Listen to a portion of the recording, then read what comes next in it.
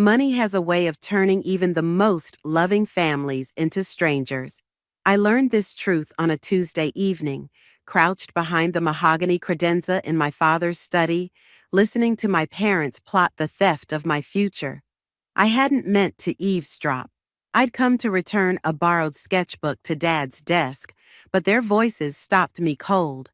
My name, followed by my brother Brandon's, then words like investment and family legacy that made my stomach twist. Quinn's art school dreams are just that, dreams, my father said, his voice carrying that familiar dismissive tone. Brandon's business venture is a solid investment in our family's future. Your mother's inheritance would be better spent there. Richard's right, Mom chimed in. Brandon has real potential. Quinn can always take some community college classes if she wants to dabble in art. Dabble. The word hit like a slap. 3 years of advanced placement art classes, 2 state championships, and a portfolio that had earned preliminary acceptance to the country's top art schools, reduced to dabbling. I pressed my palm against my mouth, fighting the urge to scream or cry or both. My brother Brandon, the golden child, had blown through 3 different college majors before settling on business. Now he needed startup capital, and suddenly, Grandmother Evelyn's inheritance was up for grabs. It's settled then, Dad said. We'll speak with Mother tomorrow about restructuring her estate planning. Brandon's presentation is solid. She'll see the logic in investing in his future. My fingers curled into fists, nails biting into my palms. Grandmother Evelyn was the only one who'd ever truly seen me, who'd recognized my talent as more than a hobby. She'd been hinting at helping with my tuition, but now? What about Quinn's scholarship applications? Mom asked, a rare moment of consideration. She can apply for student loans like everyone else, Dad replied. Brandon's opportunity is time-sensitive. We can't risk losing this chance. I'd heard enough. Sliding backward on trembling legs, I eased toward the door. My elbow knocked against a crystal paperweight, sending it rolling across the hardwood floor with a betraying thunk. Hello? Is someone there? Mom called out. I ran, past the family portraits lining the hallway, past Brandon's trophy case, past 18 years of being the afterthought in my own family. I didn't stop until I reached my bedroom, slamming the door behind me. My hands shook as I pulled out my phone, dialing the one person who'd understand. Mia, can you come over? I need to talk. Quinn, what's wrong? You sound weird. They're gonna take it all, I whispered, staring at the art school acceptance letter pinned to my bulletin board. They're giving everything to Brandon, again. Those bastards, Mia hissed. I'll be there in 10 minutes. I hung up and walked to my easel, where my latest piece sat unfinished. It was a family portrait, but not the kind that hangs in hallways. In my version, shadows stretched long and dark behind each figure, revealing their true forms. Dad's shadow wore a crown of thorns, Mom's curved like a question mark, and Brandon's spread like wings of wax, melting at the edges. My own shadow? I hadn't decided yet, but as I picked up my brush, dipping it in the darkest shade of red I owned, I knew exactly what it would become. Quinn? Grandmother Evelyn's voice carried through the door, followed by her gentle knock. Dear, I heard you running up the stairs. Is everything all right? I looked at my painting, then at the door, a plan already forming in my mind. No, Grandmother, I called back. But it will be. Grandmother Evelyn's heels clicked against the marble floor like a judge's gavel. The family breakfast table fell silent as she placed a thick manila envelope beside her teacup. My parents exchanged nervous glances while Brandon kept scrolling through his phone, oblivious to the tension crackling in the air. I had an interesting conversation with my estate lawyer yesterday, Evelyn announced, stirring honey into her tea with deliberate precision. It seems some changes to my will are in order. Dad's coffee cup clattered against its saucer. Mother, surely there's no need. Richard, she cut him off. When was the last time you attended one of Quinn's art shows? The question hung in the air like smoke. I stabbed at my untouched eggs, watching the yolk bleed across my plate. We've been quite busy with Brandon's business proposal. Mom jumped in, her smile stretched thin. But Quinn understands, don't you, dear? I looked up, meeting grandmother's steel gray eyes. Actually, I have a show next week at the Riverside Gallery. My series on family dynamics was selected for their Emerging Artists showcase. Brandon finally glanced up from his phone. Wait, you're still doing that art thing? I thought you'd given that up after Dad explained about the inheritance. The inheritance isn't yours to explain, Brandon, Evelyn said sharply. She pulled a document from the envelope. I've decided to establish 2 separate trusts, equal amounts, different purposes. Dad's face darkened. Mother, we discussed this. Brandon's venture requires substantial capital, and Quinn's education requires equal consideration. Evelyn slid one document toward me. Congratulations, dear. Full tuition at the Florence Academy of Art, should you choose to accept. The room spun. Florence, the most prestigious art school in Europe. My dream school that I hadn't dared apply to, knowing the tuition would be impossible. This is ridiculous, Brandon snapped, finally putting his phone down. Quinn can study art anywhere. My business plan is time-sensitive. The market position is precarious at best. Evelyn interrupted. Yes, I had your proposal reviewed by several independent advisors. Their feedback was illuminating. Color drained from Brandon's face. You had no right. I have every right to know how my money will be spent. Evelyn's voice could have frozen flame, just as Quinn has every right to pursue her talents. Mom reached for Dad's arm. Richard, perhaps we should discuss this privately. There's nothing to discuss, Evelyn stated. The papers are being filed today. Equal trusts, equal opportunities. Unless, of course, you'd prefer I donate everything to the cat sanctuary.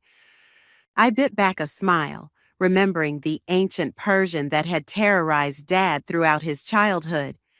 Evelyn caught my eye and winked.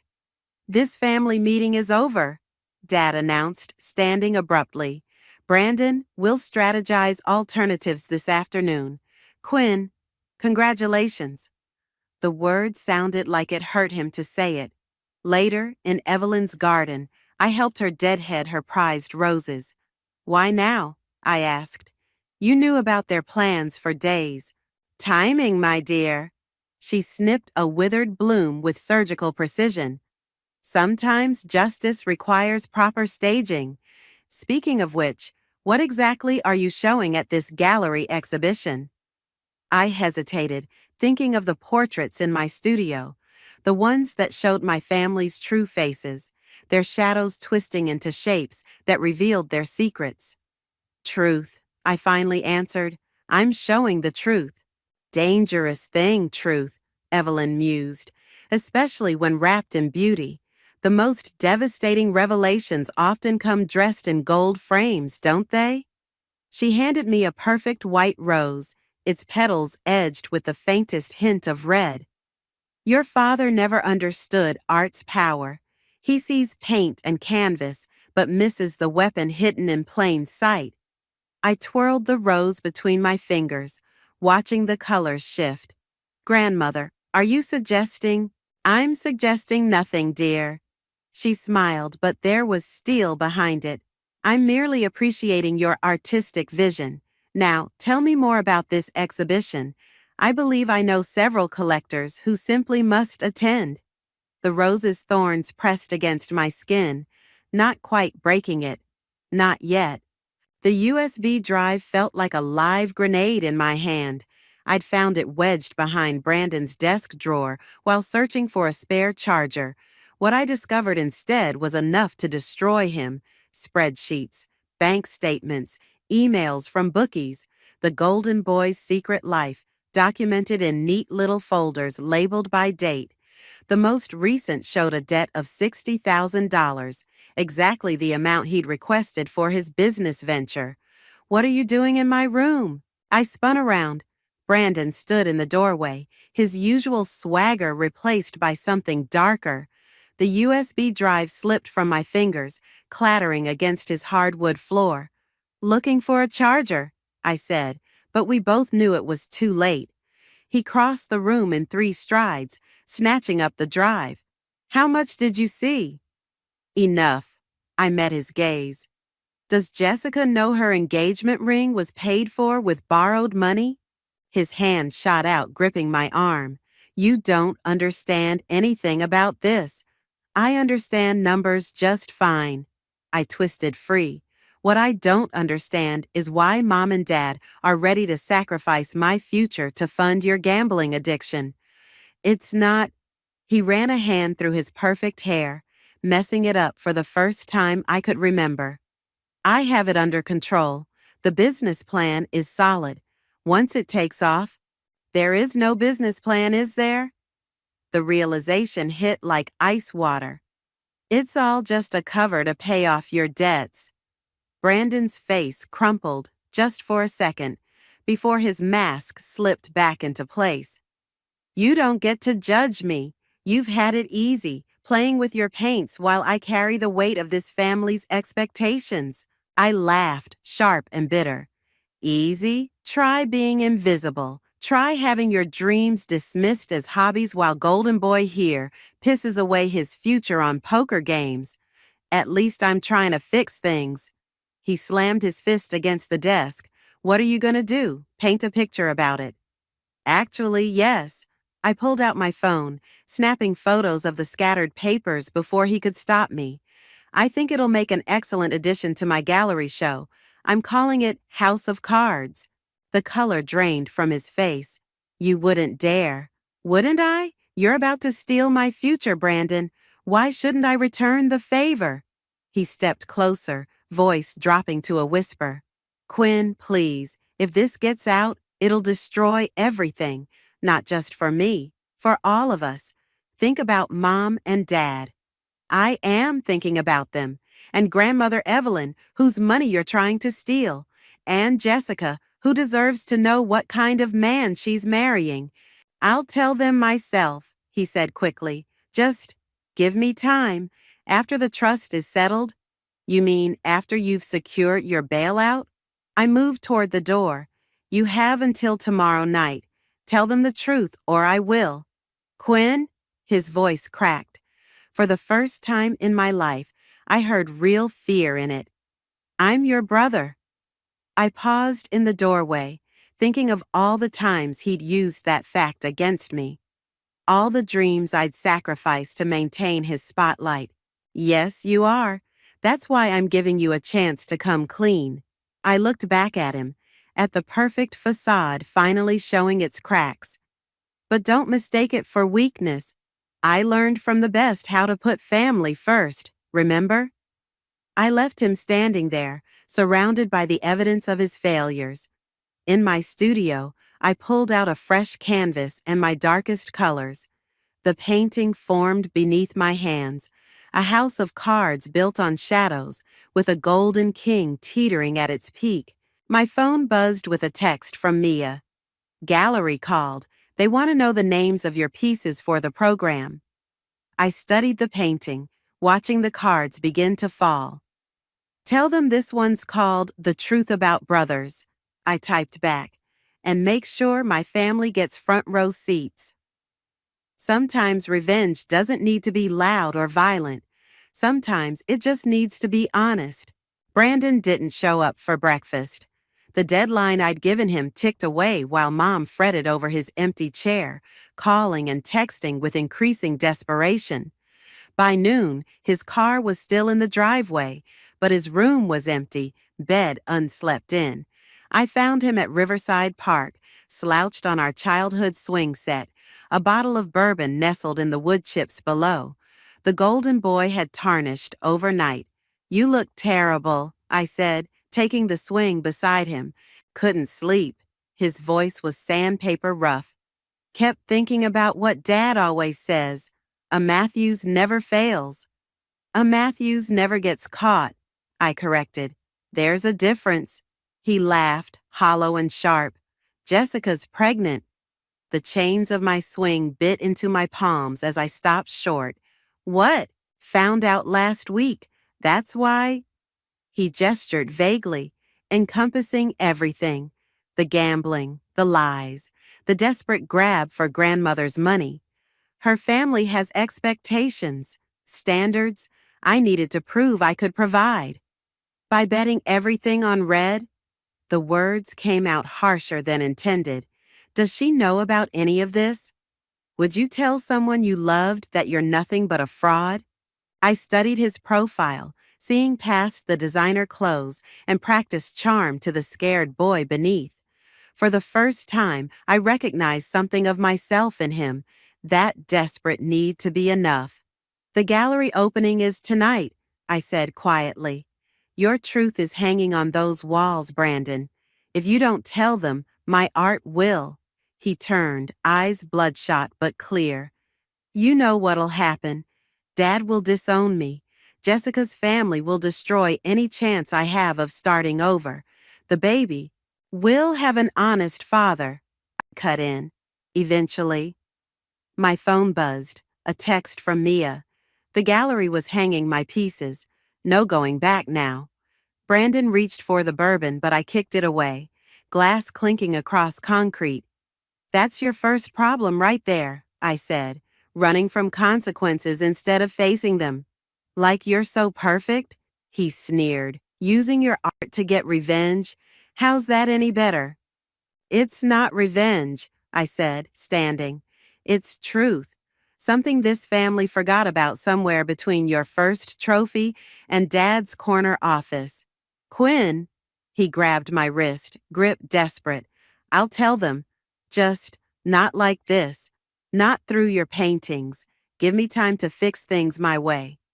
I looked down at his hand, at the expensive watch that probably belonged to a bookie by now. You had time, years of it. Now you have. I checked my phone. 6 hours until the gallery opens. Please, his voice cracked. You're my sister. The same words from yesterday, but now they landed differently. I thought of the baby, of Jessica's dreams built on Brandon's lies, of how revenge and protection sometimes wore the same face. Fine, I said finally. I'll pull the most explicit pieces, but the rest stay up. Consider it your wake-up call. Thank you. Don't. I stepped back. I'm not doing this for you. I'm doing it for your child, who deserves a father who faced his mistakes instead of running from them. I left him there, surrounded by childhood ghosts, and headed to the gallery. In my studio, I'd been working on a new piece all night, a portrait of Brandon, not as the golden child or the fallen heir, but as something more complex. In it, his shadow stretched behind him like broken wings, while before him, a tiny new shadow bloomed with possibility. My phone buzzed again. Grandmother Evelyn. Remember, dear, the truth doesn't need revenge to do its work. It simply needs to be seen. I looked at the portrait, still wet in places, truth and mercy bleeding together on the canvas.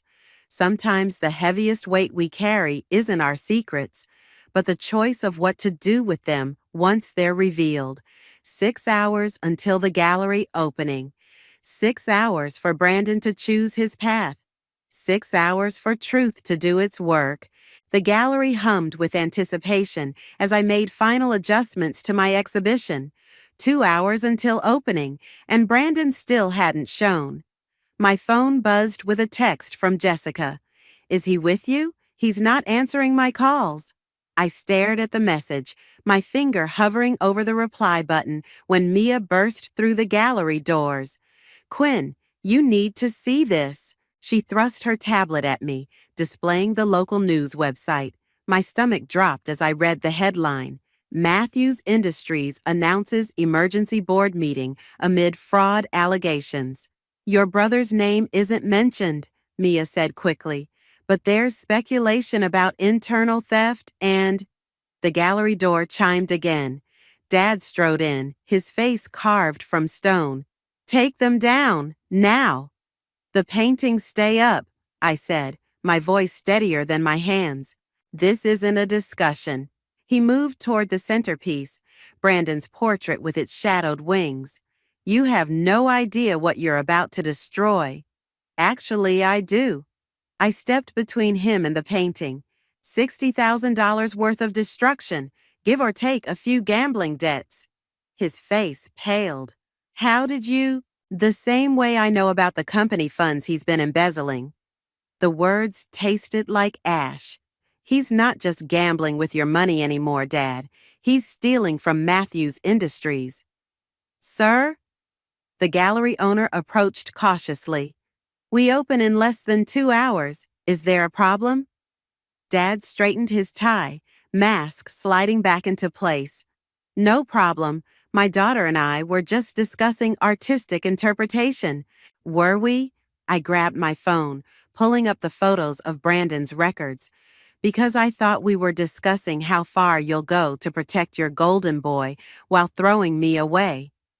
Quinn, his voice dropped to a dangerous whisper. You're 18, one word from me and your trust fund. Already transferred to my own account. Grandmother Evelyn's voice cut through the tension as she entered the gallery, along with proof of every questionable transaction Brandon's made using company resources. Dad spun toward her. Mother, you can't protect my granddaughter's future? Can't expose the truth you've been desperately hiding? She moved to stand beside me. Watch me. My phone buzzed again. Brandon, I'm sorry. Tell Jessica I'm sorry, too.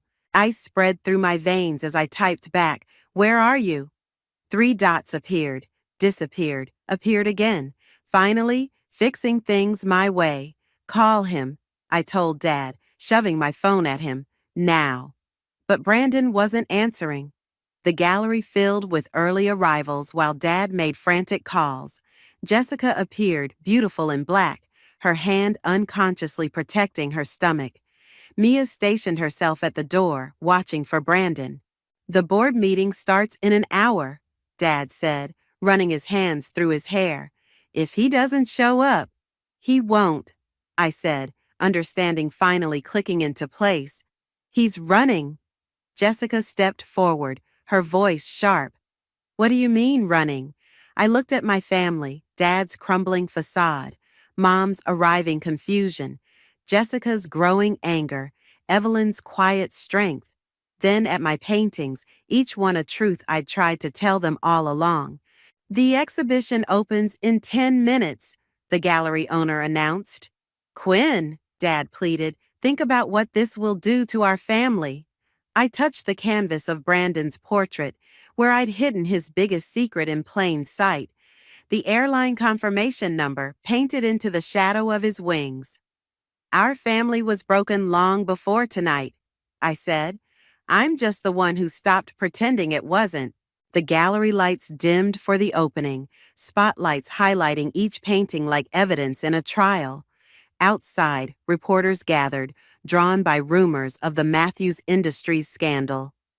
Last chance, Dad said. Take them down. I met Grandmother Evelyn's eyes, saw her slight nod. No, I replied. It's time everyone saw the truth about our perfect family. The doors opened and the crowd poured in, hungry for art and scandal. My phone buzzed one final time. Brandon's last message, you win. But standing there, watching my family's carefully constructed world begin to crumble, I wasn't sure anyone was winning at all. The gallery erupted in chaos when Brandon stumbled through the door, drunk and desperate, 30 minutes after opening. His designer suit was wrinkled, his airline ticket crumpled in his fist. You couldn't let me go, could you? He slurred, weaving between shocked patrons. Had to make sure everyone saw your masterpiece first. Jessica stepped forward, one hand still protective over her stomach. Brandon, what's happening? He laughed, bitter and broken. Ask the artist. She's got it all figured out. Every dirty secret, every lie right there on the walls for everyone to see. The crowd parted as he moved toward his portrait, where the hidden airline confirmation number caught the spotlight like an accusation. Dad tried to intercept him, but Brandon shoved past. You know what's funny? He turned to address the gathering crowd, swaying slightly. She painted me with broken wings, but she's the one who clipped them. That's enough, Dad growled, reaching for his arm. No, it's not. Brandon's voice cracked. Tell them, Quinn. Tell them how you found my records, how you threatened to expose everything unless I confessed. Tell them about the baby, about the money, about the company funds you stole. The words escaped before I could stop them. The gallery fell silent. Jessica's face went white.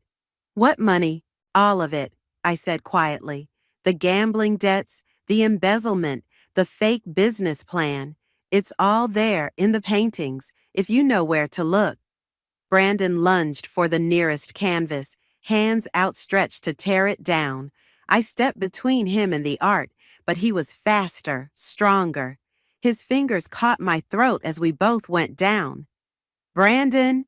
Multiple voices shouted at once. Hands pulled him away, but not before he'd ripped the canvas from the wall. Is this what you wanted? He screamed, throwing the torn painting at my feet. To destroy everything? Congratulations, sister. You won. I touched my throat, feeling the bruises forming. I never wanted... Save it. He straightened, suddenly eerily calm. You got your revenge. Hope it was worth it. He turned to Jessica, who flinched away from his reach. The baby isn't mine, is it? Her silence was answer enough. The gallery dissolved into whispers and camera phones as security arrived. Dad was already on his phone, damage control mode activated. Mom sobbed quietly in a corner, while Grandmother Evelyn watched it all with steel in her eyes. Miss Matthews? A police officer appeared at my elbow. We'll need a statement about the assault. I looked at the torn canvas, at Brandon being led away in handcuffs, at my family's carefully constructed facade lying in shreds around us. This was my truth, my revenge, my masterpiece of destruction. Quinn? Mia touched my arm. The art critics are still here. They want to know the meaning behind the exhibition. Of course they did. Nothing sells like scandal. Tell them it's about family, I said, my voice hoarse.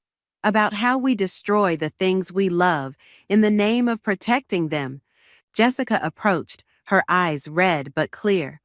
I was never pregnant, she whispered. I just wanted him to stay, to be the man I thought he was.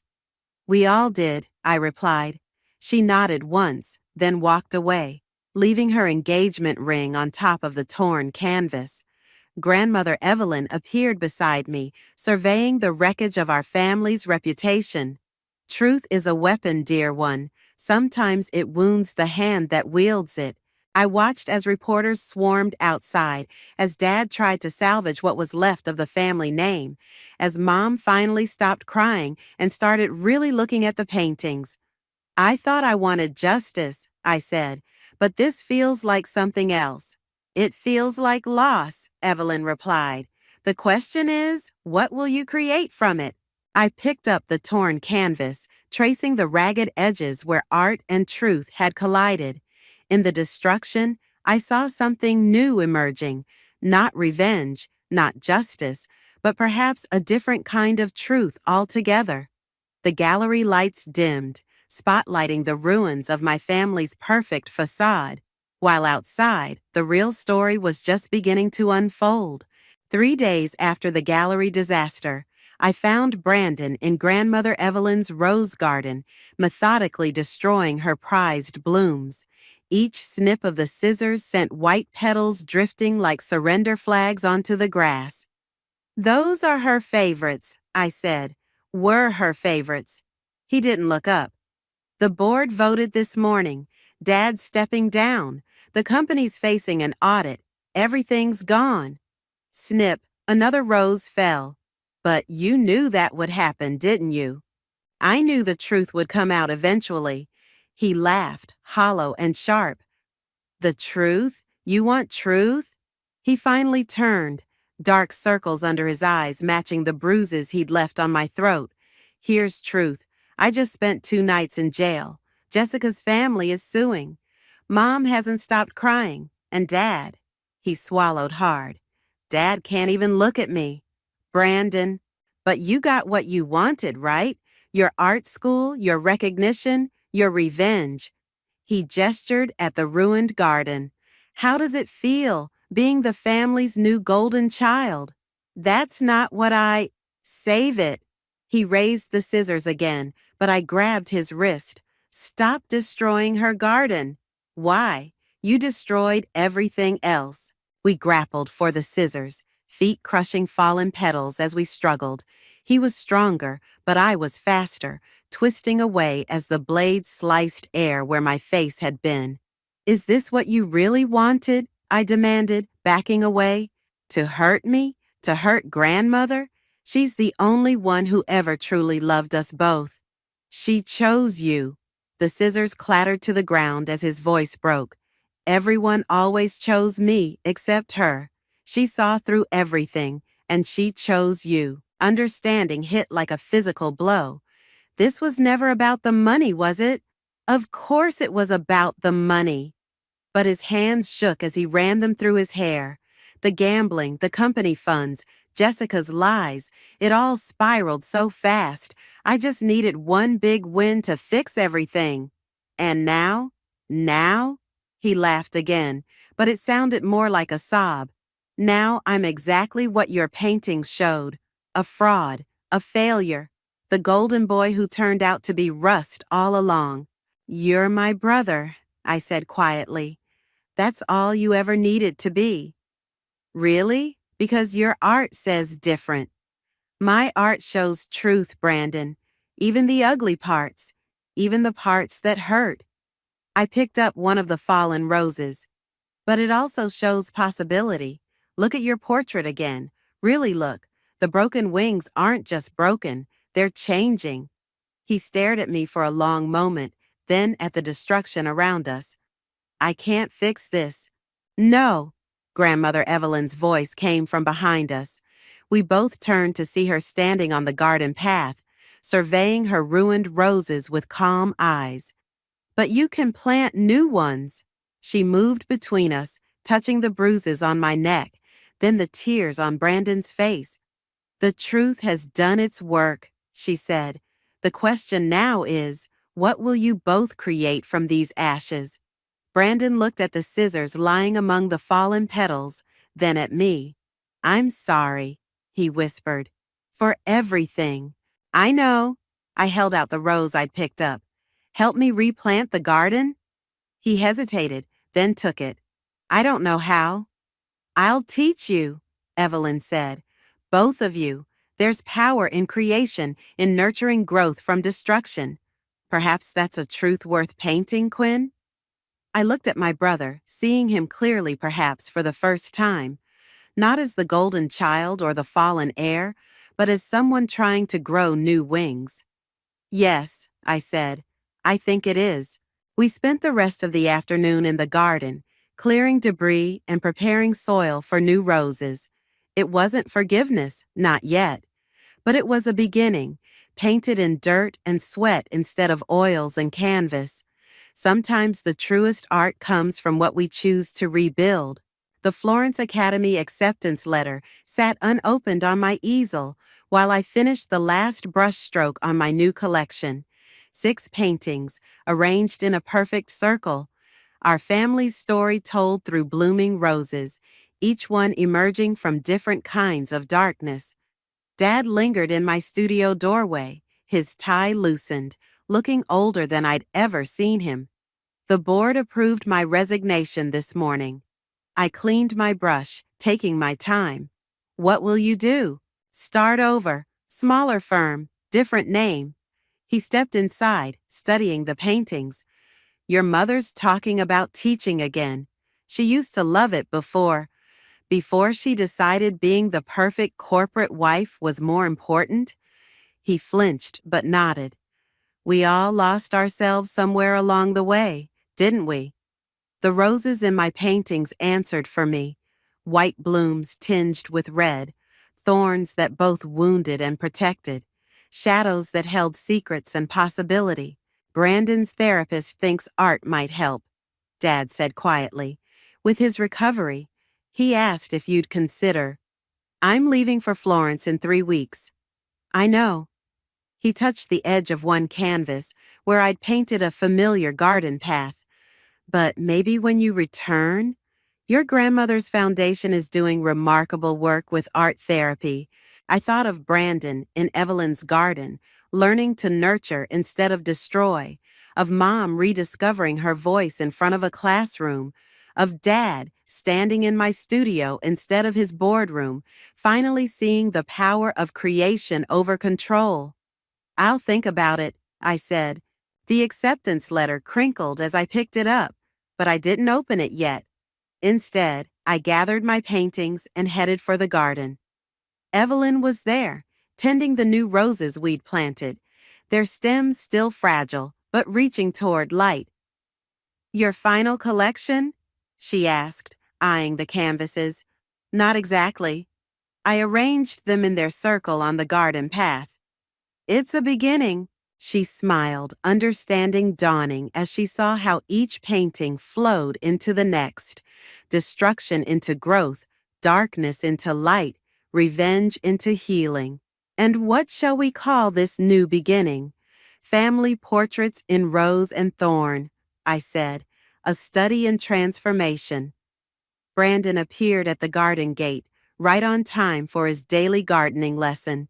He stopped when he saw the paintings, his hands tightening on the garden tools. You painted us again, he said. I painted us differently this time. He moved closer, examining each canvas. The thorns are still there. They always will be, I replied, but look what grows between them. Evelyn touched the acceptance letter in my hand. Are you ready? I finally broke the seal, though I already knew what it said. My future, spelled out in formal letterhead and careful words.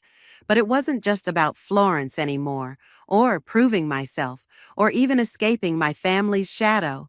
I'm thinking of specializing in art therapy, I said, when I return. Brandon looked up sharply. Really? Someone once showed me that art can heal as well as hurt. I met his eyes. That truth doesn't have to destroy if we learn to grow from it. He nodded slowly, then held out a pair of garden shears. Show me where to prune these roses? I took them, feeling their weight, so different from scissors used in anger, yet the same basic tool. First, you have to understand what you're trying to help grow.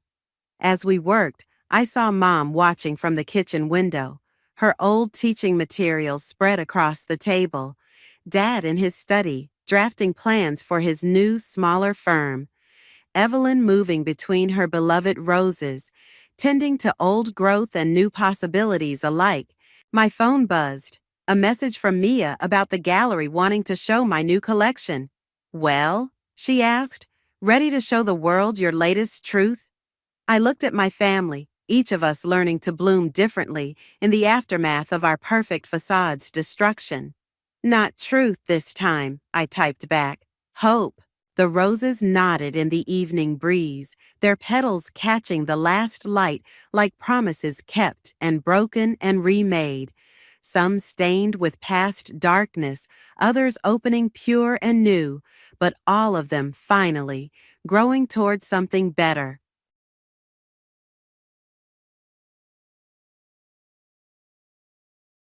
Too bad. I'll give you as much compensation as you want, you poor thing. Candace here is the CEO. My name is Candace. I've been married to my husband Scott for 2 years. We both work full-time and are so busy that we only really get to talk on weekends. But our marriage is strong and we go on an overseas trip together once a year. When we got married, we decided to build a new house, and we went all out and built a mansion. I am satisfied with our life now. I have a best friend from high school named Katie, and we sometimes go out for lunch together. Katie has high standards for men and, although she is not married yet, she has a strong desire to marry. She's adamant about finding a high-earning partner and has been on the lookout for one for quite some time. Hey, can I come over to your house next time? Today, I am having lunch with my best friend Katie for the first time in a while. We've both been busy and couldn't meet often, just occasionally catching up over phone or email, but today we managed to find time. Katie and I have been best friends since high school, and we've consulted each other on various matters. Both the fun and tough times have now become good memories. I got married to my current husband 2 years ago, and my job has gotten busier, reducing the time I can spend with Katie. My husband generally has weekends off, but due to the nature of his sales job, working on weekends isn't rare depending on client schedules. With my husband busy with work, I was left alone wondering how to spend my free time, which led me to this point after receiving a message from Katie. Sure, we're close by from here. Why don't we have some coffee at my place after this? Really? I'd love to go. After getting married, Scott and I built a house. But I mostly met Katie outside, so inviting her over was a first. After finishing our lunch, we headed to my home. As soon as Katie arrived, she was amazed. Wow! It's such a huge mansion. This is incredible. We built our house without compromising since it was a once-in-a-lifetime purchase. It's bigger than most family homes and still new. So the interior is clean, and Katie seemed to really like it. We went all out because it's a house on its own. It's spacious and beautiful, really incredible. Must have cost a fortune, huh? It's a big purchase, but it's our home to live in. It cost about $1 million. Hearing this, Katie's eyes widened in surprise. $1 million. Is your husband's salary that high? Katie has always had high standards for men, especially regarding income, which was evident from her question. My husband's salary? Well, I'd say it's pretty high for his age. I tried to answer vaguely to avoid any specifics. I see. I had no idea back then, but that mysterious response had started something happening. Unaware, I continued to the living room to prepare coffee. Hey, since I'm here, can I stay until tonight to meet your husband? Katie asked with a smile, holding a cup. There was no reason to refuse, so I happily agreed. Yay! Oh, where's the bathroom? Ah, it's this way. I guided Katie to the restroom and waited for her in the living room.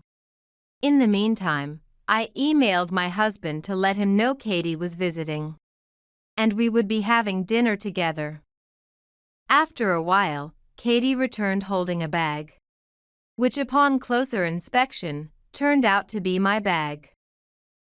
That's actually my bag. Oh, I got lost after coming out of the bathroom and ended up touring the house. Then I found this.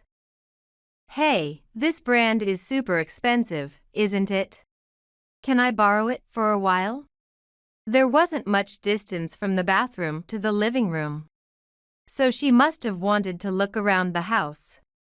However, the bag she was holding should have been in my bedroom. Realizing she had entered my bedroom without permission was uncomfortable. But it didn't seem worth making a fuss over, so I reluctantly agreed to lend her the bag. Okay, but you have to give it back. It's a gift from my husband. Of course. I know what you mean. Later, while I was checking the bedroom during a trip to the bathroom, I noticed that although nothing was visibly disturbed, the closet had been opened, and bags and shoes were slightly scattered. I decided to mention it to Katie. Hey Katie, you went into the bedroom, right? It looks like you went into the closet too, but please don't do that. When I looked Katie in the eye and spoke, her eyebrows twitched for a moment. Yeah, you're right, sorry. I won't do it again. Thanks, I appreciate it. As we were talking, my husband came home. I had informed him earlier about Katie's visit, and he, being considerate, had brought home a cake. I'm home. Welcome back. Oh, thanks for the cake. This is my friend Katie. I mentioned her in the email. Would you like to join us for dinner tonight? Nice to meet you, Katie. Candace always speaks highly of you. Of course, that sounds great. Nice to meet you. I couldn't attend your wedding due to illness, but I'm glad to meet you now. Katie hadn't been able to attend our wedding due to falling ill. So this was the first time she met my husband. After dinner, we had the cake Scott bought with tea. Katie's friendly nature meant she quickly got along with my husband, and the evening ended pleasantly. About a month later, I started noticing a change in my husband's behavior. He would quickly avert his eyes while talking to me, and he spent more time on his smartphone, even taking it with him to the bathroom. It was an obvious sign. I considered checking his smartphone at one point, but I hesitated, feeling that it wouldn't bring me any joy. However, his actions were all too typical of someone guilty, and I could only view him with suspicion. As time went on, the conversations between my husband and me diminished. Moreover, his work on weekends increased, and we began living like ships passing in the night. One day, after some time had passed, I came home to find signed divorce papers on the table. Although I had anticipated this might happen, it was still unsettling to see it in front of me. I immediately called my husband. I just got home and saw the papers. What's going on? What do you mean? I mean it. I want a divorce. I knew something was off with you, but tell me the real reason. I've fallen in love with someone else. So, you've been cheating on me?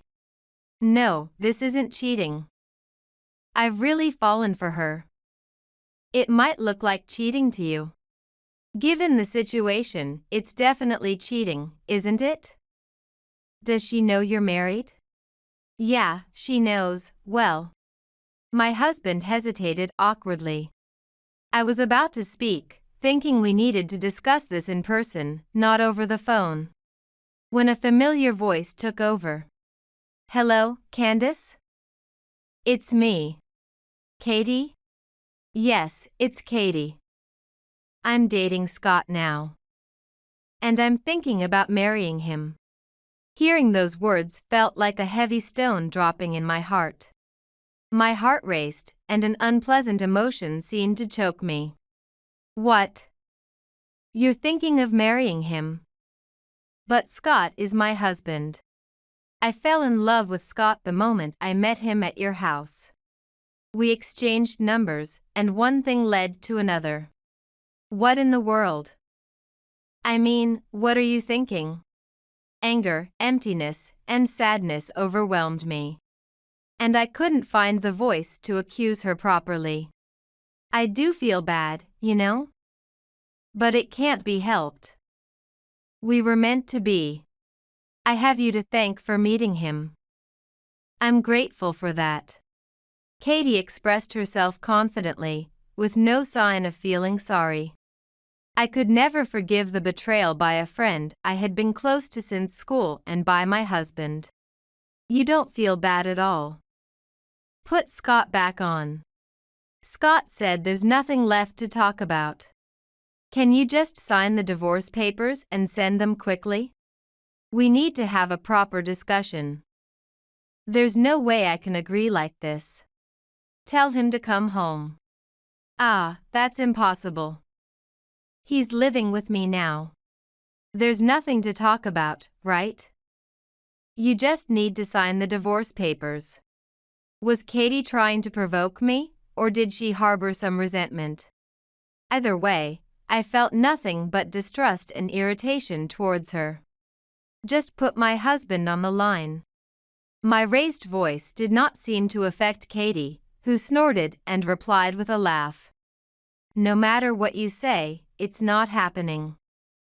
By now, I was left standing there, surprised, as the call was cut off abruptly. Sleepless nights followed, and Scott did not return during that time. The divorce papers lay on the living room table, seemingly waiting for my signature. Katie sent me numerous photos of her and Scott together, seemingly trying to show how close they were. My mental state was deteriorating, and it started to affect my work. So I decided it was time to take a proactive approach to the divorce and consulted a lawyer. I knew a lawyer and made an appointment to see him. The lawyer listened carefully as I explained my situation. What would you like to do? I responded without hesitation to the lawyer's question. I want a divorce. But I want them to face consequences. That's understandable. Let's file for compensation. We have plenty of evidence they've conveniently provided. Yes. I'll file a claim for compensation against Scott and Katie, and then end things cleanly. Please take care of this. Leave it to me. And although it may be none of my business, please make sure to eat well and get enough rest. Thank you. After speaking with the lawyer, I decided to make a clean break. They say time heals all wounds, and indeed, I was gradually able to look forward. I started eating normally again and could sleep without issues. The only thing I would lose was my husband. I had nothing else to lose, and no troubles. After such an ordeal, surely something good must be waiting. With that thought, I felt energized. A few days later, I received another message from Katie. Hey, are you still clinging to the past? I want you to divorce Scott quickly. How dare you? Are you out of your mind? I'm preparing for the divorce, so tell Scott. What? That's a lie, right? Do you think Scott is going to come back to you? I know what you're clinging to. It's his income, right? His income? Yeah, he runs a company that makes $500 million every year. You hid that from me because you knew I'd take him away from you, didn't you? He runs a company that makes $500 million every year? I won't let you say you didn't know. That's why you could afford such a mansion. He told you that? Yes. He told me everything. So just sign the divorce papers and move out of that house already. It's going to be mine now. Too bad Scott isn't coming back. I'll give you as much compensation as you like, you poor thing. Katie ended the call unilaterally again. Now I fully understood why Katie had targeted my husband.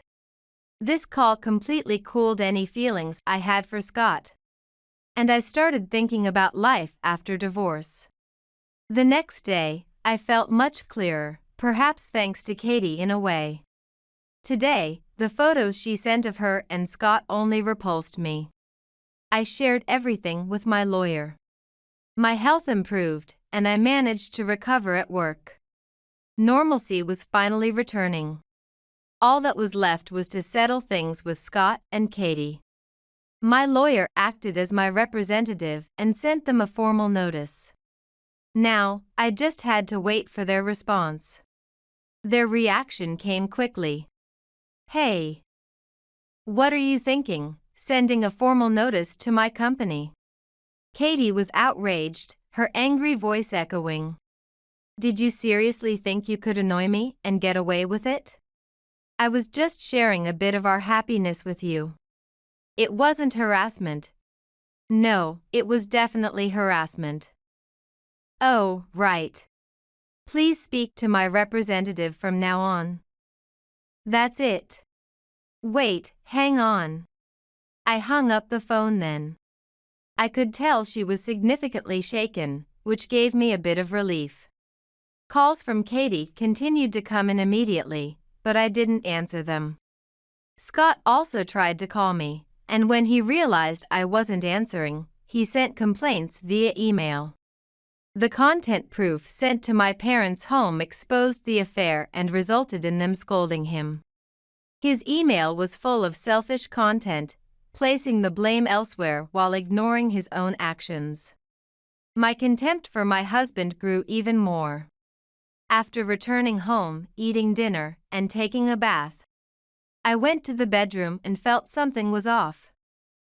When I opened the closet, I noticed that some of my bags and accessories were missing, all of them brand name items. There was only one suspect I could think of. "You've got to be kidding, she stole from me?" I immediately reported this to my lawyer, who told me that we would need evidence to pursue this. Evidence, huh? That's when I remembered that when we built this house, we installed security cameras as a precaution. I had forgotten about them because I never had to use them. But when I checked the footage from one of the cameras, it was clearly recorded. I decided to check the surveillance cameras installed throughout the house.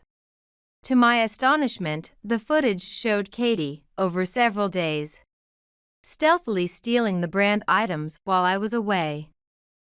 I got goosebumps. Realizing that I had been friends with such a person up to now felt terrifying. The next day, I took the video data to my lawyer, who was appalled.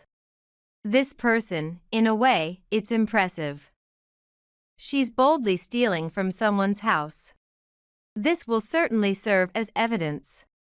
However, this is a separate issue from the divorce case. It's a criminal matter, you know?" "Yes, please pursue it thoroughly, sir." I said that to the lawyer with a smile, perhaps eerily calm. After all that had been done, what was there to hold back on? They should take full responsibility for their actions. Understood. But I think you should change your house locks. I agreed with the lawyer's advice and changed the locks on my house that very day. Afterward, there were numerous calls from Scott and Katie, but I ignored them completely. They even came to the house directly, but I did not hesitate to contact the police. After that, I received no more calls from Scott or Katie. A few days later, the lawyer informed me that the other party wanted to negotiate a settlement. He asked what I wanted to do, and I agreed to discuss it in his presence. I wasn't free enough to drag this out any longer and wanted to settle things quickly. The lawyer arranged the date, and on the day, we met in a room at his office. Then, on the day of the meeting, Katie and Scott burst into the room, throwing the door open violently. "So, we finally meet, you coward." "Stop it, Katie." "Because she's been running away all this time. It's because of her that our marriage plans have been delayed." Katie began to yell at me with such force. It seemed like she might actually throw something at me. Scott was desperately trying to stop her. Seeing them like this after so long, I felt pathetic for having to deal with such people. "Please calm down. If I see any violence or abusive language, I will call the police immediately. Is that clear?" The lawyer managed to settle things down for the moment, and Scott and Katie finally took their seats. Once everyone was seated, the discussion began. "Sir, you're seeking a divorce, correct?" "We agree to the divorce. However, given that your relationship with Ms. involved an affair, we will claim compensation. Do you have any objections?" "I don't care about anything as long as you agree to the divorce. But once you pay the compensation, I want to cut all ties with you forever." "Ma'am, is that acceptable to you?" "Of course. I have no desire to continue any relationship with them either. I spoke calmly, while Scott appeared a bit shaken. But by then, I didn't care anymore. Next, regarding the compensation amount. As the lawyer was about to discuss the compensation, Katie interrupted. I said any amount is fine, didn't I? We have tons of money. Katie crossed her arms and spoke arrogantly. Hearing this, the lawyer adjusted his glasses with a quick gesture. Oh. A tremendous amount of money. Yes. You're a lawyer and you didn't even check? Listen, Scott is the CEO of a company with an annual revenue of $500 million. A compensation for an affair is nothing to us. We'll even give you a fair share of the assets. Your salary must be barely making ends meet. As Katie laughed confidently, the lawyer burst into laughter, unable to contain himself. Katie's face turned sour at the sight. What's so funny? Are you mocking me? As Katie questioned the lawyer in agitation. He wiped his tears with a handkerchief and calmed down. My apologies. I see now. That clears things up. The lawyer put down his handkerchief, looked at Katie, and smiled. Candace here is the CEO. He is just a regular employee there. What? At the lawyer's remark, Katie looked perplexed and snorted. If a fool hires a lawyer, that lawyer is a fool too. Let's face it. Did Candace trick you into thinking she was the CEO? Ah, that's sad. It's you who should check the reality. Did you confirm if that's true? Turning to Scott, the lawyer's comment made him pale. Seeing his reaction, Katie became anxious and started to question Scott. You said you're the CEO of a company making $500 million a year, right? You weren't lying, were you, Scott? Scott remained silent, only looking down and growing pale. Seeing his reaction, Katie also began to pale. Answer me. You weren't lying, right? You said you're the CEO of a company making $500 million a year, right? Come on. As Katie shook Scott's shoulders, he muttered just one word. Sorry. This apology plunged Katie into despair. Shaking, she turned towards us, slammed her hand on the table, and stood up. You're kidding, right? There's no way you're the CEO, Candace. I was closest to you, so there's no way I wouldn't know. As Katie, standing up, accused me, I decided it was time to tell her the truth. Just because we're best friends doesn't mean I tell you everything. Especially not about income. And because I was close to you, I knew how greedy you were for money. That's why I had no intention of telling you. As I looked straight at Katie without averting my eyes, she couldn't hide her disturbance and slumped down. So, that house is. Of course, the house is in my name. So the one who will have to leave is Scott. Oh, well, he's no longer my husband. Katie fell silent at that. Then, we will claim a reasonable amount for compensation. It was unclear whether Scott and Katie heard the lawyer's words as both remained silent. Moving on to the theft. The lawyer continued unfazed, watching the unchanged expressions of the two. It felt satisfying to hear. Theft? Yes. You entered the house while Candace was absent. And stole several brand name items, didn't you? When confronted about the theft, Katie bit her lower lip. Scott, apparently unaware of this, looked shocked. Hey, what's this about theft? I didn't do it. I don't know anything. Katie desperately feigned ignorance. But then the lawyer presented photos from the surveillance video. Both were speechless upon seeing them. What is this? It's footage from the surveillance cameras. Surveillance cameras. Katie was unaware of the cameras, as Scott had not told her. Well, if she had known, she probably wouldn't have stolen so boldly. Scott covered his face with his hands inside. We have surveillance cameras because when we made the house luxurious, it was for security reasons. Why didn't you tell me that earlier? Who would think you'd break in to steal? And that means you also stole the keys, right? I thought I had lost them. But I wanted the brand items. Scott wouldn't buy them for me. The two started arguing like that. Both the lawyer and I sighed in exasperation. Please save your arguments for later. We will proceed. Regarding this theft, we plan to file a police report.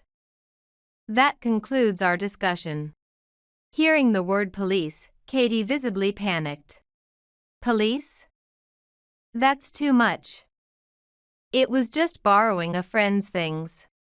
You won't really file a report, will you? I didn't say you could borrow them, and I no longer consider you a friend. Yes, I'm going to make sure to file a report for the theft. No. I'll compensate. I'll pay it back. Just don't call the police. Oh, you'll compensate? Do you realize the brand items you stole amount to more than 100 items? Plus, there's the compensation for damages. When I said this, Katie seemed relieved and turned to Scott. Hey. You're working even if you're not a CEO, so you can pay, right? It's okay, right?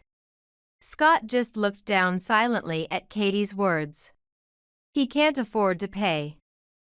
He's been absent without leave and got fired. What? I told you he was working at my company, right? Ever since he started having an affair with you, his absence is increased. I got reports.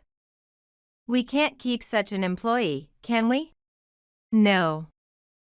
But there's the division of assets. If we have that. You can't have the division of assets either. Why not? Isn't the savings we accumulated as a couple subject to division? Didn't you hear anything from Scott? You claimed he spilled all the beans, but you totally skipped the crucial bits. How convenient. The lawyer then smoothly presented a document. As per the prenuptial agreement, if the marriage doesn't last 3 years, neither party claims a division of assets. Since you're currently in the 2nd year of marriage, this applies. Katie grabbed the document, crumpled it, and began to tremble. What's this piece of paper? That is a notarized document, so it has legal force. But just because there's no division of assets doesn't mean Scott has no assets left. At that, Katie's face twisted into a wry smile. That's okay then. Scott, you have savings, right? So, we're fine, right?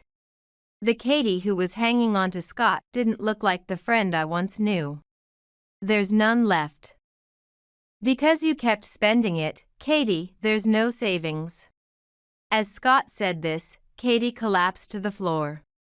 Seeing her like that, I felt no pity. She reaped what she sowed. That concludes our discussion. Please submit the divorce papers promptly, and sir, please pack your belongings and leave the house. Thank you. It was unclear whether Scott and Katie heard the lawyer. But we left the room, leaving the two slumped on the floor. I left the rest to the lawyer and went home. The divorce was finalized without issue. Scott packed his belongings under the supervision of the lawyer and left the house. I received several Romeo emails from him. But I blocked them completely and cut off all contact with Scott and Katie. Scott, now jobless and out of savings, ended up moving into Katie's place. But she too got fired due to the theft and had to undergo police questioning. They both desperately looked for work but only managed day-pay jobs.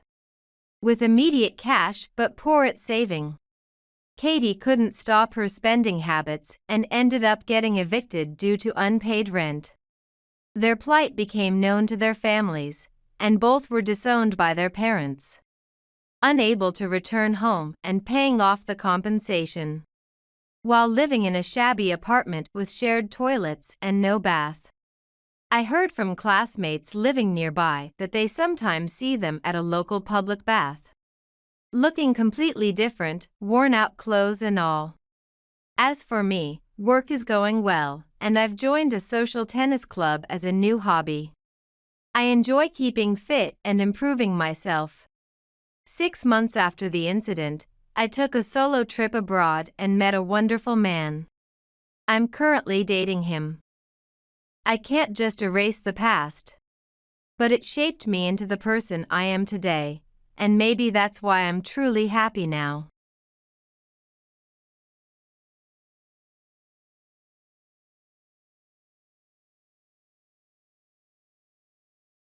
Just stay at the sales booth forever, playing the clown that you are at the supermarket.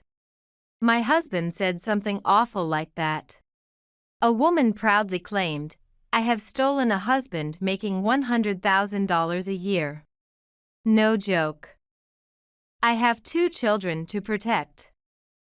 It's okay. Surely, everything will work out. I kept telling myself that. I'm Mandy, 55 years old. I have 2 sons who are university students, Kevin and Peter. My husband Tony is 57. We met while working at an electronics store when we were in our 20s. Sales was a glamorous job back then. Although it might be called a toxic company nowadays, the number of contracts we secured was displayed monthly on bar graphs. At the end of the month, a paper flower was attached to the graph of the top-selling salesperson. Tony worked in sales for an electronics retail group. And every month his graph was adorned with a paper flower. I was a salesgirl in one of their stores, offering samples and selling cookers. It's what's called demonstration sales nowadays. That's where we met and got married. As the internet became more prevalent, electronics stores were forced to change their sales methods. The competition with paper flowers on graphs gradually disappeared, and times changed. One day, Tony came home drunk, lamenting that he didn't get along with a younger colleague. "If you want to earn, you should be prepared to grovel," I told him. Then it seems he got reprimanded by his boss for power harassment. Even though I understand electronics better than anyone, I'm being told I'm behind the times. If that's the case, I'll go independent and be at the forefront of electronics sales, he said. Then he announced he had submitted his resignation. Whoa! I was informed of his resignation as a conclusion. Shut up. I can do it. Don't nag me. Whose money do you think you're eating with? He ranted. And then fell asleep at the entrance. At that time, I still had feelings for him. We had children. Such a competitive husband would be fine. Everything would surely work out. Thus, while receiving unemployment benefits, my husband started an online store. But being competitive and unable to keep up with the times led our household into a quicksand of problems. Our electronics store was quickly established because we had control over the supply routes. However, large electronics retailers would say, "We're buying 100 cookers, so give us a bigger discount." That's a scale merit strategy, where it's cheaper to sell. Small stores can't compete with that. However, a high-rating ranking system in its category has been introduced to the shopping site where his store was registered, which fueled my husband's competitive spirit. Now, it's easy to compare prices on the search screen. Many people choose the cheapest store listed. My husband wanted to beat them, So he offered prices that were even 10% cheaper. 10%, you know. The more he sold, the deeper into the deficit we went. It's a logic even a primary schooler would understand. We can't live like this, I appealed to my husband. However, the basics of business are lose to gain. A deficit is within the expected range. As business picks up, turning a profit will be a breeze, he said excitedly. Being ranked first must have made him very happy. I wish we could be profitable even if ranked 100th. We need to eat to live. Your family, don't you care to support us? He yelled as he threw a tissue box that was beside him. I couldn't let my 2 sons starve. So I returned to doing cooking demonstrations at the electrical store. By consistently offering the lowest prices online, naturally.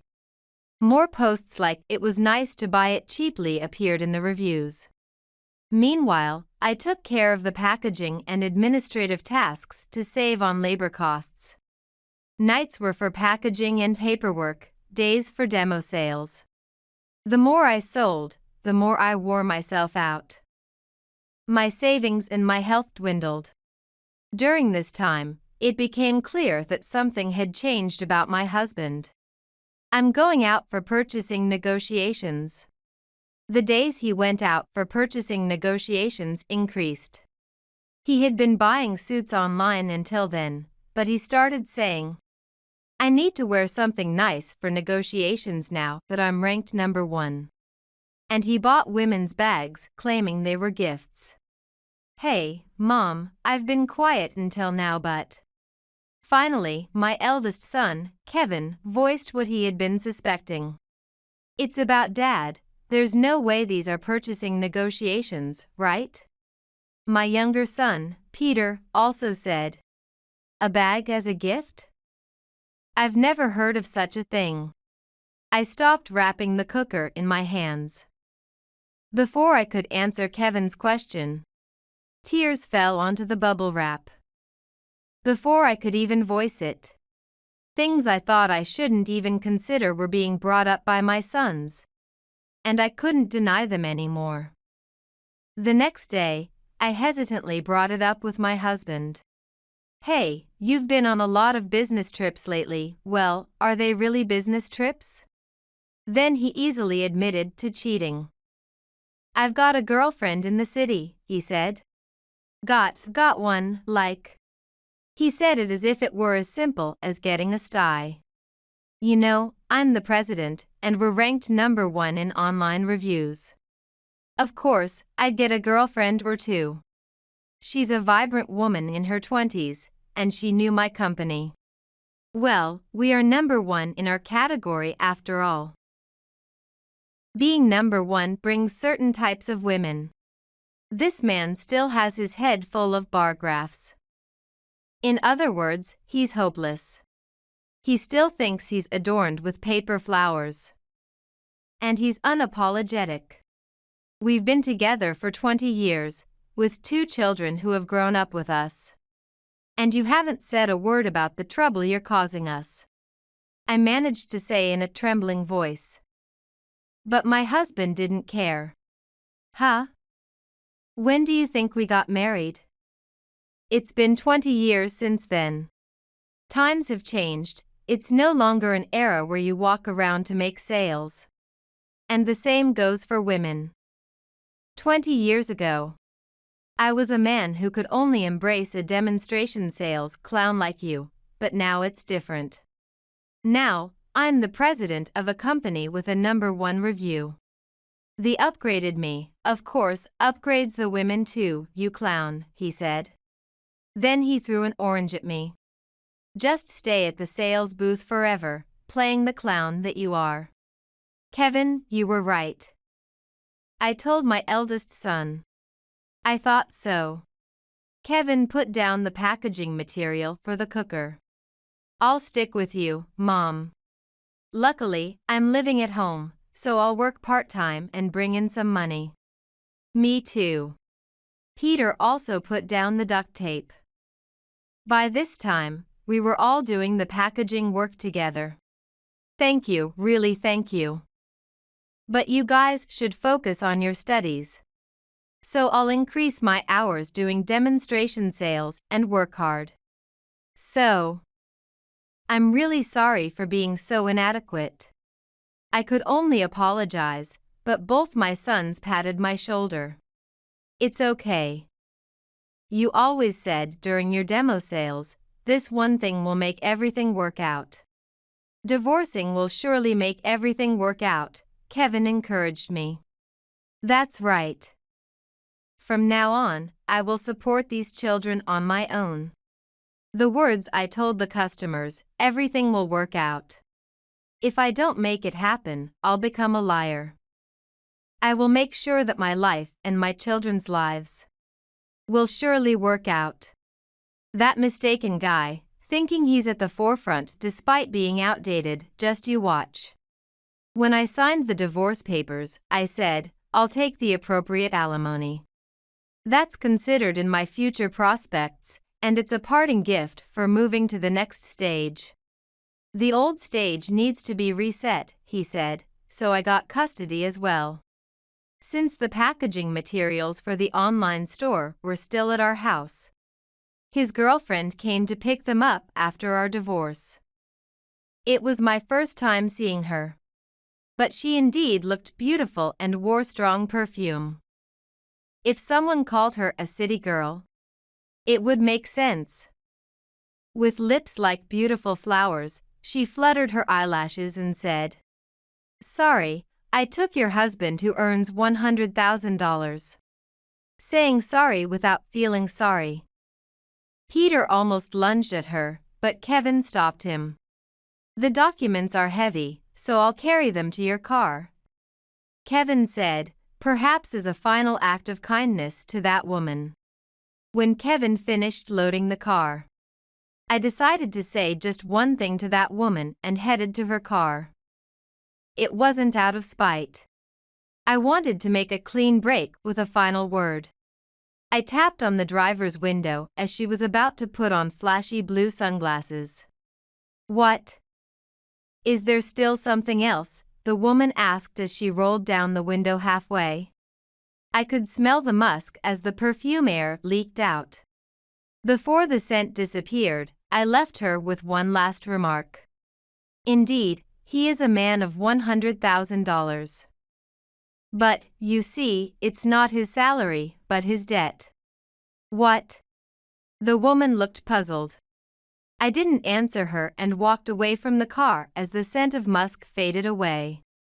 Yes, this was a clean break. For us to make everything work out from now on. I sighed as I returned inside. Good job.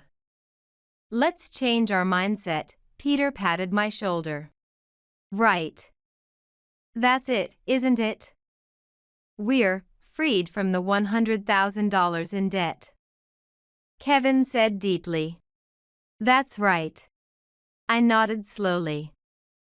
The living room, where packing materials had been strewn about until just now, had been emptied by the woman, making it look like an empty house. I murmured while looking at the empty space. So, from now on, it's only going up. Everything will surely work out. This is rock bottom. There's nowhere lower to go. Thus, I increased my hours working in demonstration sales, even taking on multiple stores. Some places offered commission in addition to hourly pay if the products sold well. This allowed for a bit more financial leeway. It seemed like I might just be able to cover tuition for both of them. Just as this plan was taking shape, I received a call one day. It was my ex-husband. I'd like to talk, he said. What now? We've already settled with the alimony, and I have custody. I replied. Still, I want you to listen, he insisted. In demonstration sales, there's a saying, just try it first. You can decide whether to buy it later. I felt something similar.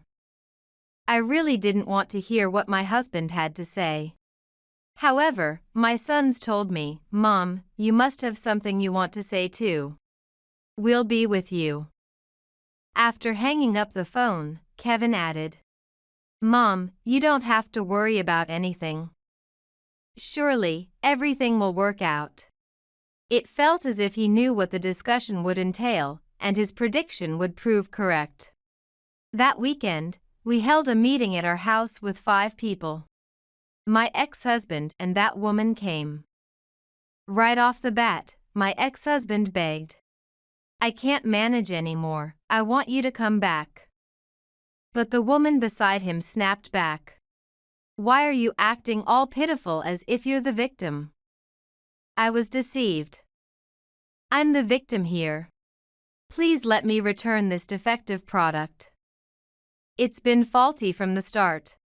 I calmly explained to the woman, "Defective or not, remember what I said when your car was leaving that day? It wasn't a salary of $100,000, but a debt of $100,000. But.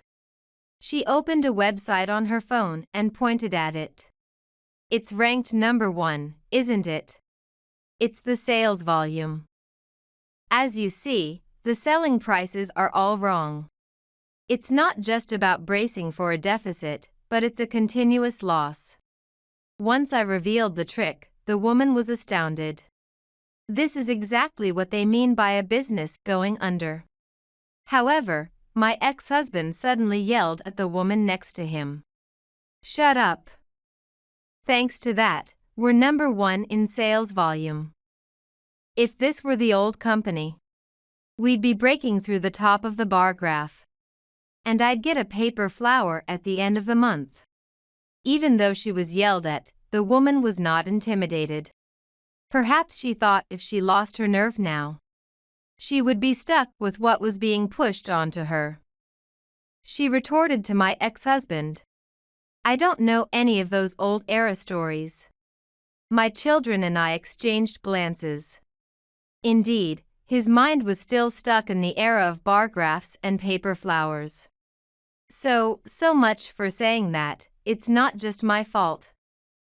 You too. He pointed at the woman accusingly, his breath rough. Up until now, the ex-wife in front of you did all the packaging and shipping. And you haven't done any of that. But you said, all I need you to do after we get married is sit back in the living room. She screamed back so loudly it seemed she might burst our eardrums. But my ex-husband did not flinch. They clashed, head to head. Other than shipping and office work, I naturally thought that was a given for a wife in a self-employed household. What? As if a girl from the city would do such work. On behalf of all the respectable women from the city, I apologize for this misunderstanding, woman. Don't fight in someone else's house. The argument was getting out of control, so I intervened. First of all, how did you two meet? That was what I was most curious about. Then my ex-husband began to explain. I stopped by a bar on my way back from the wholesale of my online shop. There. As he tried to tell the story, the woman insisted. I was shown a site that was ranked number 1 in sales. I was completely deceived. I dumped a boyfriend who was a company manager for him. And again. He repeated, it's not a lie, first place is still first place. But isn't it a lie that you said I only needed to sit back in the living room? The conversation started to loop, amid loud and noisy disputes. Kevin yawned and then slowly asked the woman, "By the way, before breaking up with my dad, do you have anything to say to me?" His drawn-out voice seemed to snap her back to reality. "Oh, right. That thing." The woman turned towards Kevin and changed her tone, leaning in a bit. "So, since I'm breaking up with your dad, have you thought about what we talked about?" Suddenly faced with her transformation. "What do you mean by that?" I wondered what they had been discussing. I couldn't help but ask Kevin beside me. He snorted through his nose. I'm liked by this lady. What? This surprised my ex-husband, but I was just as shocked. When I finished loading the last documents into the car, I just mentioned that I had received a job offer from Ford Electronics. Then this lady started pushing for my messenger contact, insisting she wouldn't let me go until I gave it to her. Since then, Kevin showed me the screen of his messages. Old people are no good. I prefer young guys like you, Kevin. A man's future is what matters. I love you, Kevin, were written. You. My ex-husband was speechless, a grim smile crossing Kevin's face as he closed the screen. You can't complain about being cheated on when you cheated yourself. Dad. I only mentioned my job offer, and this lady forced her messenger account on me. So, I'm not actually dating her. In fact, I haven't met her at all since then. It's just been messages. But I did think about it and replied just once. That was the I'll think about it after breaking up with my dad message. The answer should be obvious by now, Kevin explained, spreading his arms wide. Dad, you were only targeted for your money, and you were never truly loved. Besides, this lady won't stick with you through the worst like Mom did, right? And you should live with the guilt for ruining my mom's life. Oh, and to add. Kevin chuckled. In fact, I don't have any intention to marry you. So sorry about that. What? The woman was flustered. All those passionate messages were for nothing, Kevin added insult to injury. If that's the case, you should have told me when I sent I love you. I messaged you every day, Kevin. Faced with the sudden refusal by Kevin, the woman seemed on the verge of collapse. I don't care. Except for that, I'll think about it after you break up. I ignored all your messages. I did think after you broke up, so I haven't really lied. Kevin teased, sticking out his tongue.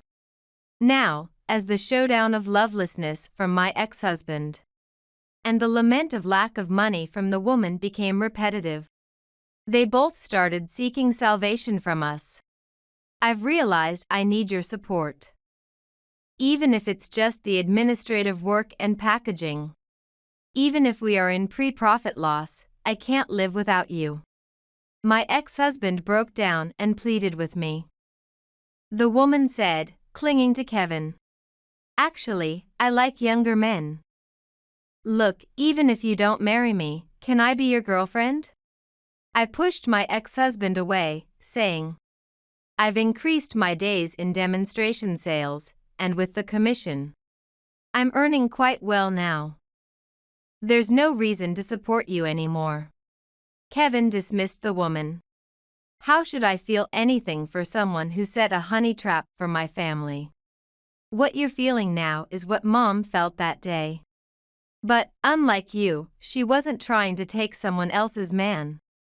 And she was desperately trying to protect what you took and her children. In the end, Peter succinctly summarized, everything will surely work out. Dad, you abandoned Mom who had always supported you with those words. And you will probably have nothing go right in your life from now on. You gambled on a life upgrade based on your delusions and let go of your support and happiness.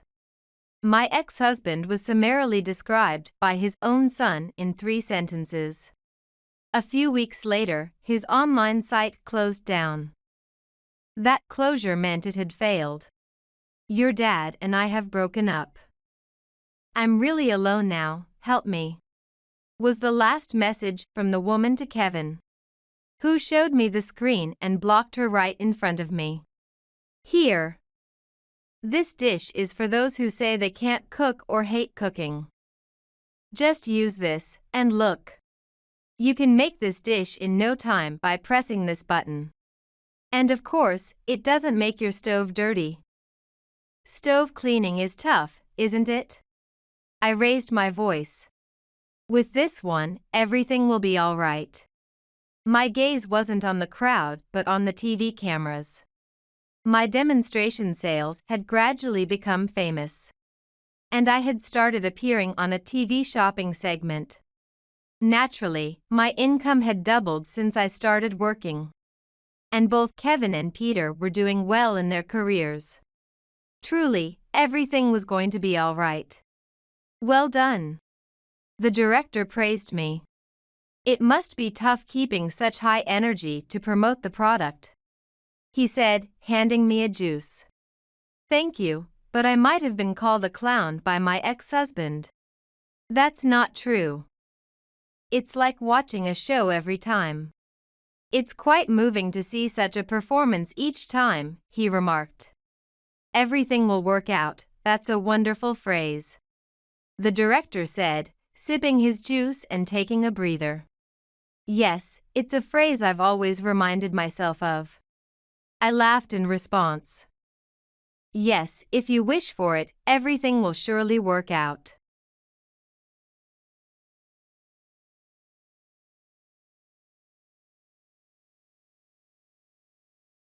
Huh? Could that be Ashley? Indeed. Why is she here? I married this man, and now we're farming nearby together with my husband. Ah, that explains it. You really look poor, huh? That's work clothes, right? Covered in dirt. You've really given up on being a woman, haven't you? Not at all. Farming can be quite enjoyable. It's a different kind of fulfillment from when I was an office worker. That sounds like something people who aren't satisfied with their current situation would say. So you're saying you work all muddy because you're a poor farmer? I live in a high-rise apartment near the station, you know. David became independent and our income increased, so I'm a full-time housewife living comfortably. I don't get my clothes dirty. Jealous? I actually enjoy farming, so no, I'm not jealous. Denying it, huh? I had my fiancé stolen by my best friend. My husband and I were walking near our home when we ran into her and my former fiancé, who had come to pick strawberries. After farming, our clothes were all muddy. Seeing us like this, my friend bragged about living in a high-rise apartment. Continuing the conversation would only sour my mood. As I was about to leave, my husband grabbed the hem of my dress to stop me. Even after stopping, he kept playfully tugging at my hem. It must have been some sort of signal, but I couldn't understand what he meant. Impatient, he whispered an answer to me. Hey, about that high-rise apartment in front of the station. Did you say you live in a high-rise apartment near the station? I did. By the way, which floor? The 7th floor. I'm a bit dissatisfied with it being a lower floor. My husband and I exchanged looks. Thank you for your patronage. That's a weird thing to say, we're not a store, you know? My husband and I couldn't help but laugh upon hearing my friends talk. My friend, not understanding why we were laughing, looked puzzled. What's so funny? Sorry, just thinking about how such things happen. Your high-rise apartment. When I revealed the truth to my friend, her expression grew increasingly frustrated. I was satisfied seeing her frustrated face. However, the situation unexpectedly allowed for an additional attack on my friend. Since she had stolen my fiancé, simply frustrating her felt insufficient. I decided she needed to experience a bit more pain. My name is Ashley. I'm 38 and a company employee. I had given up on marriage as a single in my late 30s, but then a good opportunity came along, and I am planning to marry soon. My soon-to-be husband, Matt, is 2 years older than me and works at the biggest company in our local town, known as an elite. I even think to myself that someone ordinary like me doesn't deserve him. But I think this is God's way of compensating me for the terrible experiences I've had with marriage. The reason for my previous marriage failures lies with my childhood friend, Emma. Emma has always been popular, not just because she's cute, but she's also been quite scheming. This was evident even when we were in kindergarten. Mom, I need more snacks. That should be enough. That's plenty. Emma's mother was right, the amount of snacks was sufficient. However, Emma felt it wasn't enough and went to ask for more, but she was denied. I guess our parents had agreed on a certain amount of snacks to prevent us from overeating. Denied additional snacks, Emma sulked and then headed towards her father. "Dad, we're out of snacks. Since Ashley is here, can we have a bit more?" "Really? Okay, wait here." Emma's mood instantly changed to a cheerful one when she spoke to her father. She knew her father was more lenient towards her than her mother, and she manipulated him, even using my visit as leverage. At just 4 years old, I thought, I can't compete with her. As we became high schoolers, Emma didn't just manipulate her father. She used her cuteness and cunning to enchant many boys, making them pay for dates. A single date's expense was a significant hit to a high school boy's wallet, especially since she had multiple boys paying. I thought again, I really can't compete with her. Her success in manipulating boys only made her more arrogant. One day, I'll marry a wealthy oil tycoon and live a luxurious life without working. I believe she was joking about the oil tycoon, but Emma was serious about finding a rich husband. I would have tried to stop her if she wasn't my childhood friend. Love is personal, and Emma made sure that while she might cause issues in her romantic relationships, she kept me out of it. It's crazy. The basketball and track teams are fighting over me. Sounds like a serious fight. Really? The basketball guy is in my class, right? He wouldn't bother me just because I'm friends with Emma, would he? If that happens, I'll handle it so it works out best for you. Let me know if anyone bothers you too much. I'll talk to them. That's the one thing you handle well, yet you're so reckless in love. That's just how it is. Emma always made sure I wasn't dragged into her romantic troubles. Although she was reckless in love, she was enjoyable to be around as a friend. That's why we had remained close friends. However, after graduating from college and starting our jobs, we drifted apart as both of us moved out of our parents' homes. I moved to a company in the city, close enough to return home anytime. Emma, finding our rural town too confining, moved to the city. Until the very end, Emma remained true to her character. 3 years after drifting apart from my best friend, I met a man named David at a mixer. David, an engineer aspiring to start his own business one day, had ambitious plans for the future. After dating for 3 years, he proposed to me when I was 28, and we decided to get married. I was so overjoyed by our marriage that I felt like spreading the happiness around to our neighbors. It was around this time that my best friend returned to our hometown, which set the stage for some harsh experiences to come. Upon hearing that my best friend had returned, I quickly arranged to meet her. "Why did you come back all of a sudden?" "The city's values are too diverse. No matter how attractive I am, there are too many people who can't see my worth because of differing values." "What?" 6 years later, my best friend was still the same. She still held on to her self-confidence. In reality, she probably felt defeated in the city and returned to our rural town, but I saw no need to point that out every time, so I kept these thoughts to myself. The area has changed quite a bit, hasn't it? There's even a big high-rise apartment next to the station now. It's a bit more city-like. The only property here that matches me. Yeah. Unfortunately, that high-rise apartment is almost completed and already sold out. It seems it was quite popular and the demand was high. I was just a bit too late. I wanted to live there, that's really a shame. Wanted to live there? Do you even have the money to buy an apartment in the high-rise? I plan to date an oil tycoon and have him buy it for me. Still using that line, huh? As we walked around, I showed her the new shops and the ones that had disappeared over the past 6 years. After a while, tired from walking, we decided to rest at a cafe. Once inside, my best friend asked for an update on my life. "Ashley, you're getting married, right? What's he like?" "I sent you a photo, and I told you he's an engineer, remember? I mean, I'd actually like to meet him." It's kind of embarrassing. You'll have to introduce him sooner or later, so why not now? I guess I have no choice. I wanted to boast about my fiancé to my best friend. I pretended to be troubled, but I wasn't really against the idea. Having been friends since kindergarten, my best friend could see right through me and just grinned at me without saying a word. A few days later, I introduced my fiancé to her. Nice to meet you.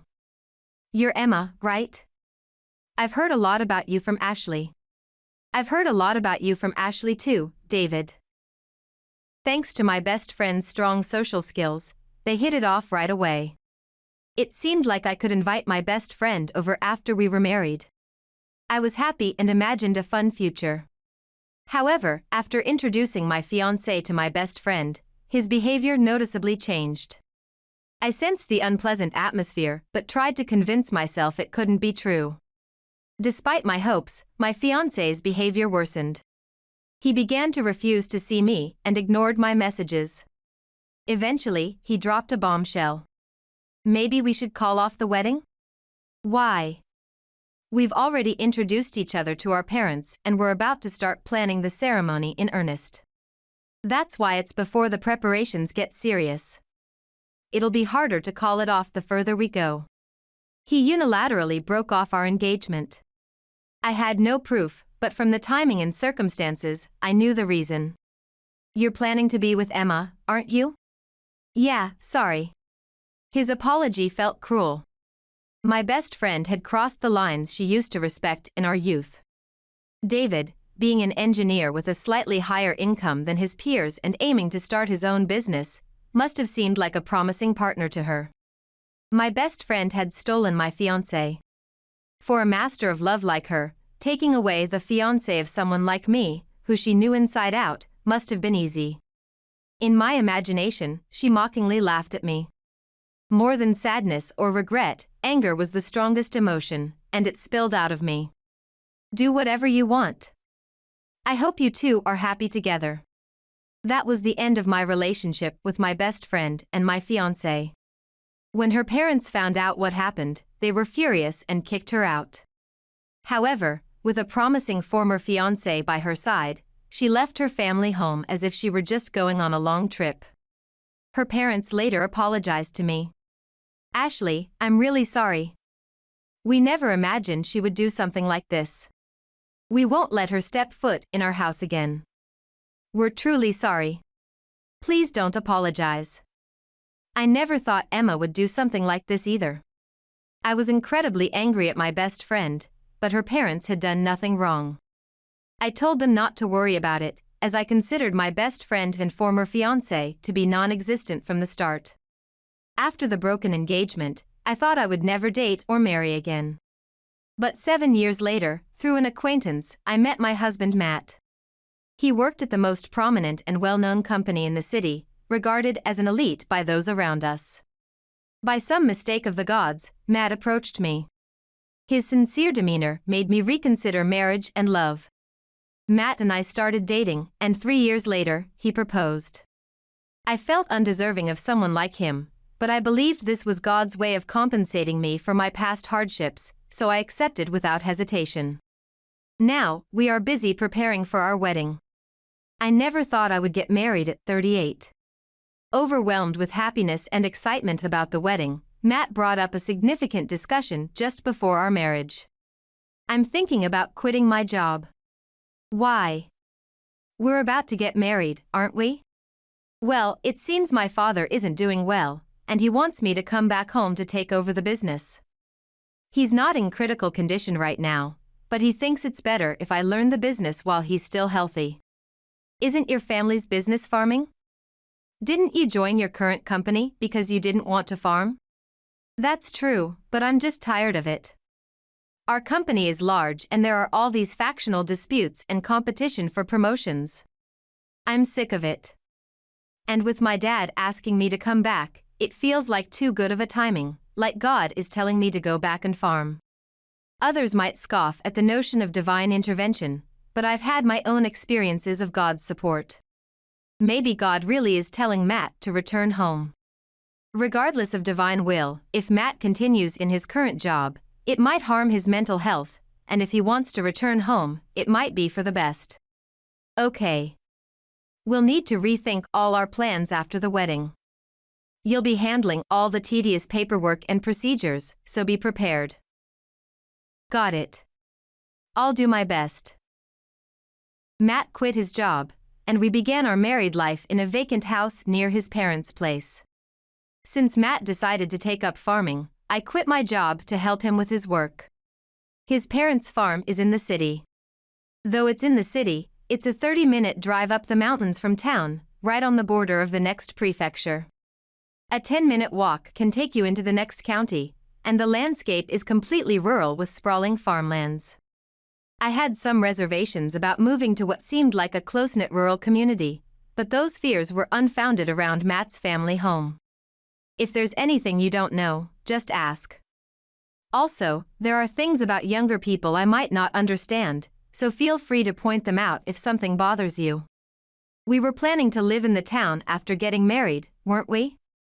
I'm sorry this all happened so suddenly.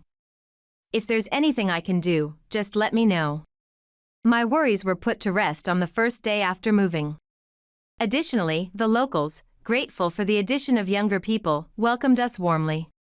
Once the move was complete, Matt quickly began to learn the ropes. Until now, I had only seen him in a suit for work. I wondered if he could really handle farm work, but his handling of the tasks proved surprisingly adept.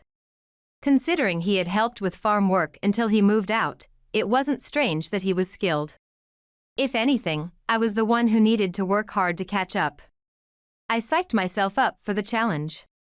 Farming was tougher than I imagined, but it was also incredibly fulfilling. Matt and I felt we had made the right decision following what felt like a call from God. We were satisfied with our life here, and it seemed God had even thrown in a bonus for us. One afternoon, after lunch, Matt and I took a walk around the neighborhood to check on the fields. As we passed a local strawberry farm, a car pulled into the parking lot. It wasn't unusual for customers to come for strawberry picking at this time of the year. However, the person who got out of the car made me realize that unusual things could still happen. Huh? Could that be Ashley? Indeed. Why is she here? After the broken engagement, I had tried to erase my best friend and former fiancé from my memory. However, seeing their faces brought back all the unpleasant memories in an instant. Honestly, now that I have Matt, I couldn't care less about them. But ignoring them here would seem like I was running away, which I didn't want. Reluctantly, I decided to engage with them. I married this man, and now we're farming nearby together with my husband. Ah, that explains it. My former best friend scrutinized Matt and me as if sizing us up. Having known her since kindergarten, I could almost predict what she was thinking and what she would say next. You really look poor, huh? That's work clothes, right? Covered in dirt. You've really given up on being a woman, haven't you? Not at all. Farming can be quite enjoyable. It's a different kind of fulfillment from when I was an office worker. That sounds like something people who aren't satisfied with their current situation would say. So you're saying you work all muddy because you're a poor farmer? I live in a high-rise apartment near the station, you know.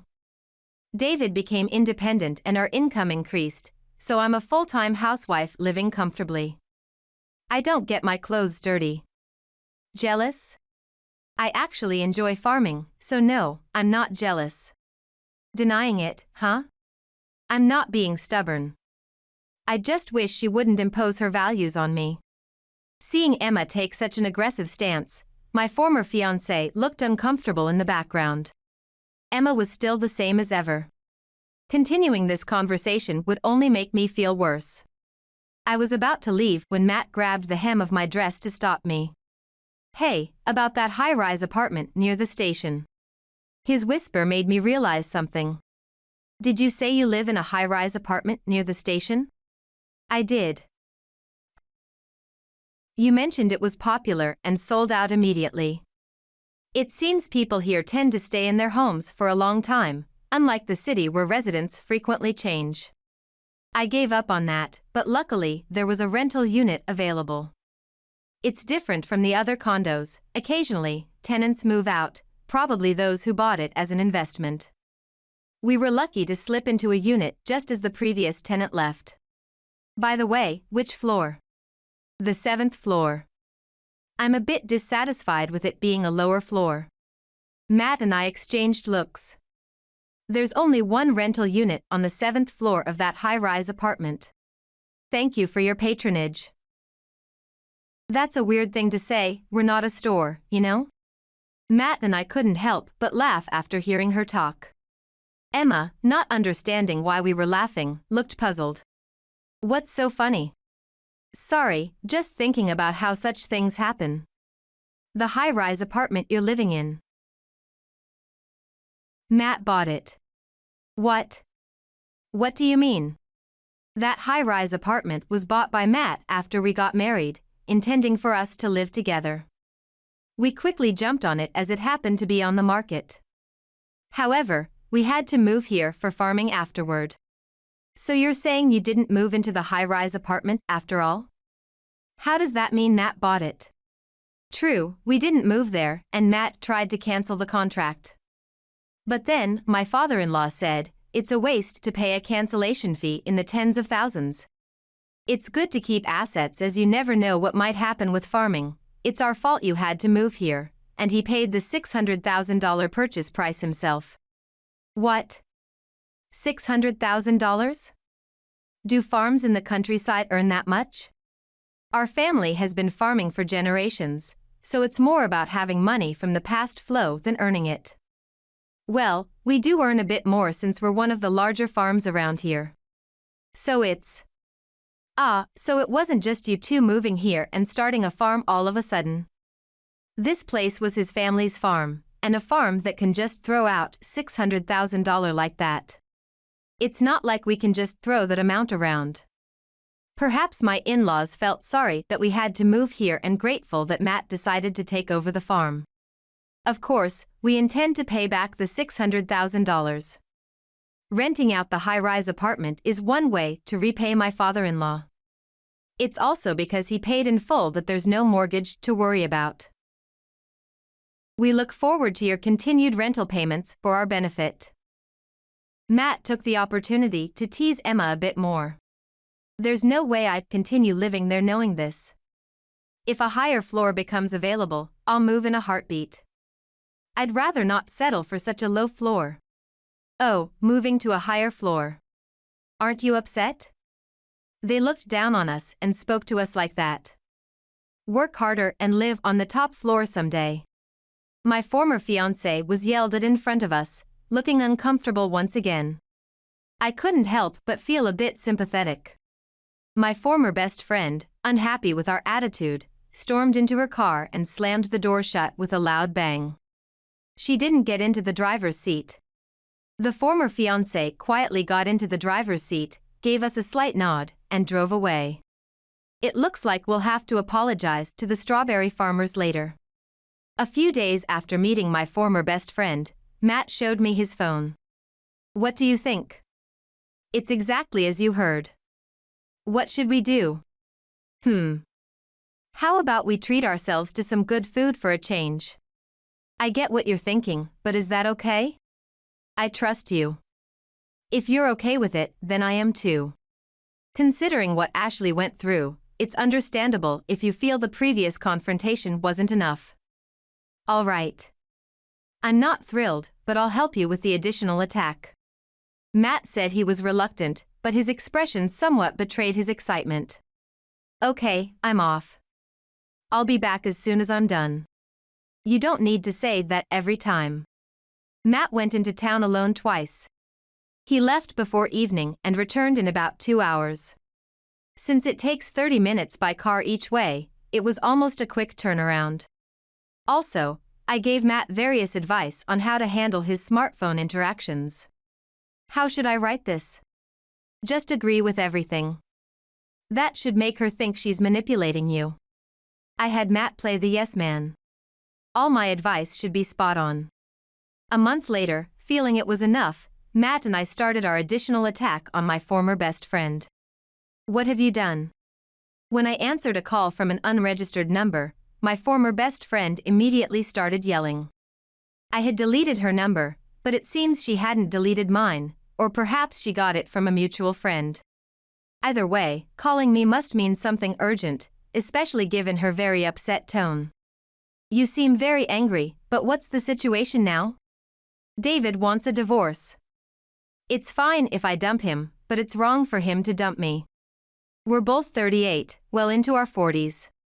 Yet, my former best friend still holds a lot of confidence in herself. While I think I should learn from that, I also wonder how long she'll continue to cling to her past glory of being young and popular.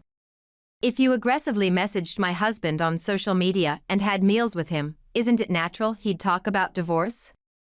Unlike someone, my husband doesn't just run off with other women. Maybe you should consider your age. So you knew all along. You used your husband as bait, collecting my messages and photos from when we went out to eat, didn't you? What are you talking about? My husband interacted with you because he didn't want to make a bad impression, given you're my childhood friend. But as your approaches got stronger, he got troubled and just explained everything to your husband for advice. Of course, what I said was just a front, and in reality, it was as my former best friend described. I had forgotten to delete my former fiancé's contact information. After the engagement was broken, I was so upset with my former best friend that I deleted her number immediately, but I still had some lingering feelings for my former fiancé and couldn't bring myself to delete his. After meeting Matt, my former fiancé became irrelevant and slipped from my memory, and I completely forgot to delete his contact. Remembering this, I sent all my former best friend's messages and photos to my former fiancé. I thought a little marital strife would be enough, but it unexpectedly led to divorce proceedings. However, it wasn't just because of what I told the former fiancé. He had been considering divorce from my former best friend for some time. I only exchanged a few messages with him after sending the evidence. From those messages, I learned why he always looked so uncomfortable when we met at the strawberry farm. David was quite fed up with you, wasn't he? Doesn't work, spends a lot, doesn't do household chores as if it's natural, moved to the high-rise apartment under pressure but then wanted an even higher floor, complained about renting, seems he was putting up with a lot. I married him, so he should at least indulge my whims. You know, when will you stop living like you're still young? My former fiancé was on the verge of exploding due to his grievances with my former best friend. My contact just triggered the inevitable. What are you going to do about this? If we really get divorced, you're going to take responsibility, right? Why should I take responsibility? This is the result of your negligence. It has nothing to do with me. I hung up, frustrated and a bit angry, but it seemed that mine and Matt's plan had had more impact than expected. I felt a bit relieved, and looking sideways, I saw Matt shared a similar expression. Afterward, my former best friend and former fiancé did get divorced. The divorce was messy as there was no actual evidence of her infidelity, but his resolve was so strong that she eventually gave in. After the divorce, my former best friend, who had been disowned by her parents for stealing my fiancé, tried to return home but was not allowed back in. She had quit her job soon after moving to the city and had been freeloading off my former fiancé ever since. At 38, with no skills or significant work experience, she struggled to find a job and resorted to temp work, living a tough life in a cheap apartment. Having lived easily before, her current struggles probably felt all the more difficult. If she were younger, perhaps she could have found another man to leech off, but at her age, that's hardly an option anymore. She needs to fend for herself. She made quite a scene during the divorce and managed to get some money from my former fiancé, but that won't last forever. As the days go by, her money dwindles, and she lives in fear and uncertainty. My former fiancé moved out of the high-rise apartment into a single apartment, his psyche battered from the ordeal. Although I'm angry at him for leaving me for my former best friend, I believe she was the primary wrongdoer. He was once someone I loved enough to marry, and since there will be no further dealings with him, I'll refrain from any additional attacks. With both of them gone, The high-rise apartment was briefly vacant but quickly found a new tenant, avoiding any long-term vacancy and settling everything neatly. Matt and I continue to learn about farming from his parents, facing challenges but feeling fulfilled. We plan to keep working hard together in this lifestyle.